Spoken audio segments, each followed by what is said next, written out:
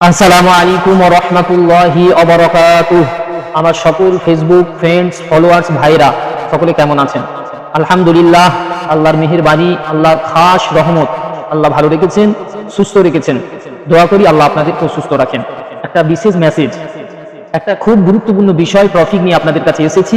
আমার Facebook friends ভাইদের কাছে আমার অনুরোধ, আপনারা যারা ভিডিওটা দেখবেন, দেখে আপনারা সতর্ক থাকবেন এবং অপর ভাইকে সতর্ক করার জন্য ভিডিওটা শেয়ার করবেন। কম বেশি আমরা সকলেই অবগত আছি, সকলেই জানি 23/4/2026 বৃহস্পতিবার প্রথম ধাপের ভোট সমাপ্ত হয়েছে। 29/4/2026 বুধবার দ্বিতীয় ধাপের ভোট হতে চলেছে। তো সেই ভোটকে কেন্দ্র করে দু একটা কথা আপনাদের কাছে আমি বলছি। একটা কথা আপনার কাছে খুব গুরুত্ব সহকারে আপনি শোনেন। ভোট আসছে যাচ্ছে, ভোট আসবে যাবে। এই ভোটকে কেন্দ্র করে, লক্ষ্য করে, উদ্দেশ্য করে, ভোটকে সামনে রেখে বিশেষ করে মুসলিম কওমকে আমি বলছি, মুসলিম জাতিকে আমি বলছি, মুসলমান দাবিদারকে আমি বলছি, ইমানদার দাবিদারকে আমি বলছি, এক কথায় উম্মতে মুহাম্মাদিকে আমি বলছি, এই ভোটকে কেন্দ্র করে, এই ভোটকে সামনে রেখে, এই ভোটকে উদ্দেশ্য করে আপনি যে ব্যবহারটা, যেই কাজটা, যেই কর্মটা আপনার প্রতিবেশীর সাথে, আপনার কওমের সাথে, আপনার জাতির সাথে, মুসলিম উম্মাহর সাথে আপনি যেই কাজটা করছেন, মুসলিম উম্মাহর সাথে যেই কর্মটা আপনি করছেন, আপনি ডায়েরিতে লিখে নেন। ভোট 4 তারিখের পরে ভোটের সমস্ত নিউজগুলো মুছে যাবে, আস্তে আস্তে সমস্ত নিউজ মুছে যাবে, আপনি আর দেখতে পাবেন না। কিন্তু এই ভোটকে কেন্দ্র করে আপনি যে সমস্ত কর্মগুলো করেছেন, যে সমস্ত কাজগুলো করেছেন, আপনার কওমের সাথে, আপনার জাতির সাথে, আপনার মুসলিম উম্মাহর সাথে আপনি যেই সমস্ত জুলুম, অত্যাচার, নির্যাতন করেছেন, আপনার প্রতিবেশীর সাথে বন্ধন ছিন্ন করেছেন, আপনার প্রতিবেশীর উপরে জুলুম করেছেন, অত্যাচার করেছেন, তাদের উপরে নাহক করে আপনি এমন কিছু ব্যবহার করেছেন, আপনার সাথে আপনার প্রতিবেশীর সম্পর্কটা ছিন্ন হয়ে গেছে, আপনার সাথে আপনার প্রতিবেশীর যে একটা সম্পর্ক, এই সম্পর্ক ছিন্ন হয়ে গেছে, বিচ্ছেদ হয়ে গেছে।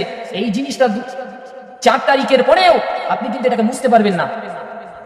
ভোট 4 তারিখের পরে ভোটের সমস্ত নিউজ মুছে যাবে, কিন্তু আপনি যে এই ভোটকে কেন্দ্র করে কোনো নেতার পাল্লায় পড়ে যেই ব্যবহারটা আপনি করেছেন, এই জিনিসটা কিন্তু আপনি বুঝতে পারবেন না।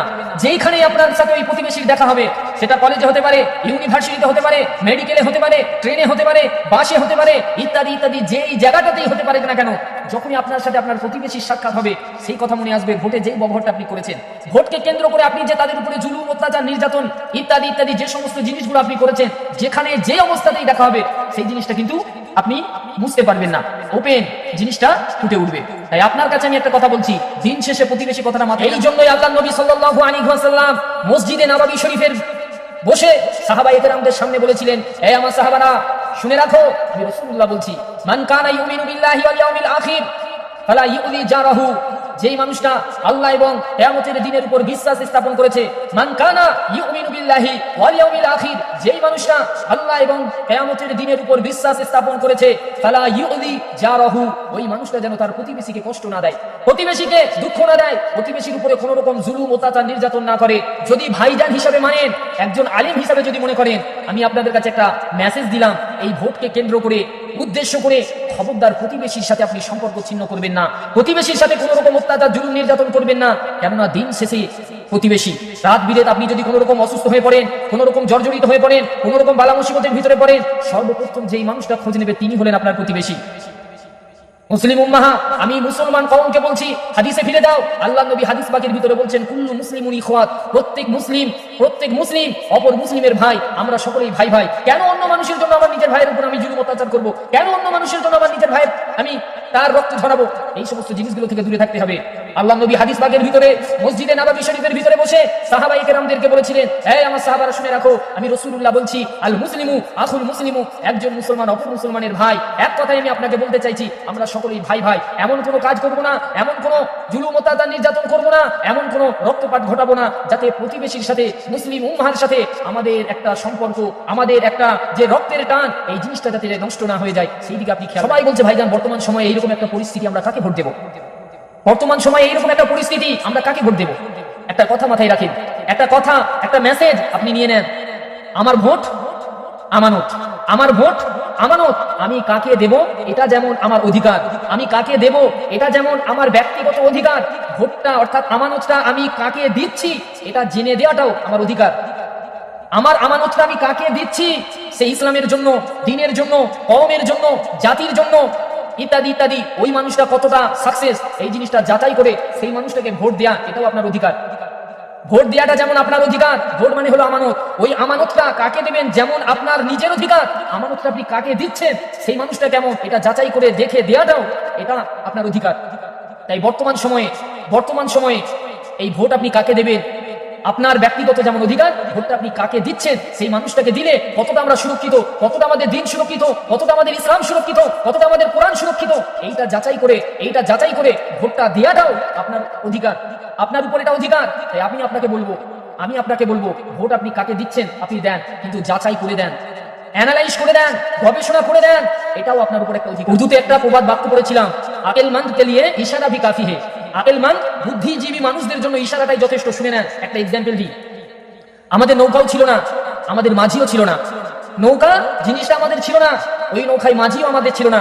তাই আমরা কিনারায় পৌঁছতে পারিনি, তাই আমরা কিনারাতে যেতে পারিনি। আলহামদুলিল্লাহ এখন নৌকাও পেয়ে গেছি, মাঝিও পেয়ে গেছি। আমাদের উচিত হলো সেই নৌকা এবং সেই মাঝিকে মজবুত করে ধরা, মজবুত করে উঠে দাঁড়ানো। ইনশাআল্লাহ ওই নৌকা ওই মাঝি আমাদেরকে কিনারায় পৌঁছে দেবে। আকলমন্দ কে লিয়ে ইশারা ভি কাফি হে। যারা জ্ঞানী মানুষ হবে তাদের জন্য ইশারাটাই যথেষ্ট।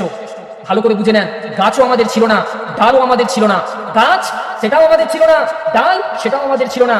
আলহামদুলিল্লাহ আমরা গাছও পেয়েছি, ডালও পেয়েছি। মুসলিম উম্মাহর উচিত হবে, মুসলিম কওমের উচিত হবে, মুসলিম জাতির উচিত হবে সেই গাছের ডালকে মজবুত করে ধরে থাকা, সেই গাছের ডালকে মজবুত করা।